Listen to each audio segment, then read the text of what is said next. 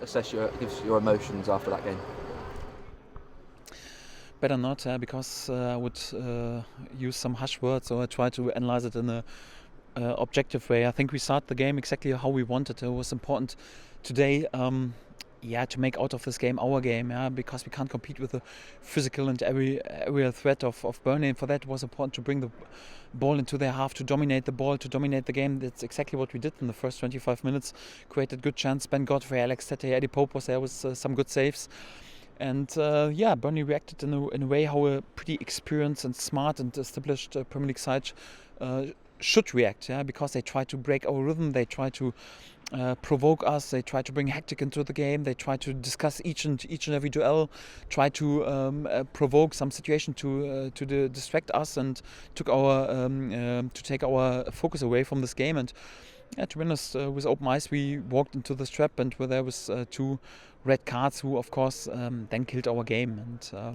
And good reaction of course in the second half, because with 8 field players it was up to stay unbelievably solid, to stay in the game as long as possible, and then to create hopefully in the last minutes a lucky punch. And I have just compliments for the players who were on the pitch in the second half, because they did exactly what we want, defended everything, defended all the crosses, blocked all the shots, were pretty solid. And we had this one chance with Onel Hernandez and Eddie Pope, and now there was another great save, and then sadly one of the best field players on the pitch, Ben Godfrey, who was fantastic today, with unbelievable unlucky own goal. And then of course 9-2 down with just 8 field players on the pitch. The game was then done.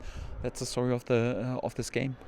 Yeah. On the red cards, have you got any complaints with them, particularly the first one for Emi Buendia? We know the referee had a look at the monitor afterwards. Have you got any issues with those?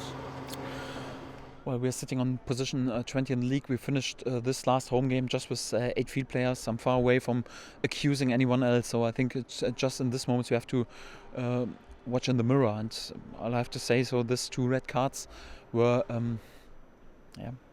however you want to call them, naive, inexperienced, unprofessional, stupid. To be honest, all the words fit.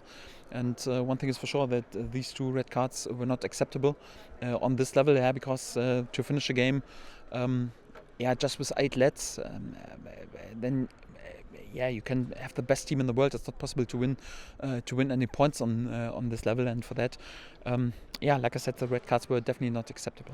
You mentioned before the game that you wanted to include Christoph Zimmermann in your squad, saying that he might play 5 or 10 minutes, but he ended up playing 45. Was that because of the red cards that came just before half time? No, big risk, because Tim Klose was not able to go further on. He had problems with his hamstring, and we were thinking pretty carefully about this, but we hoped then and expected that many crosses would come in, and we need of course this ability to be there with a head to block the shots. And I think he was great. That's more or less one of the positives we can take out of this game, that his performance in the second half was great. So I think he showed exactly what we missed during more or less the whole season. So that's one of the positives.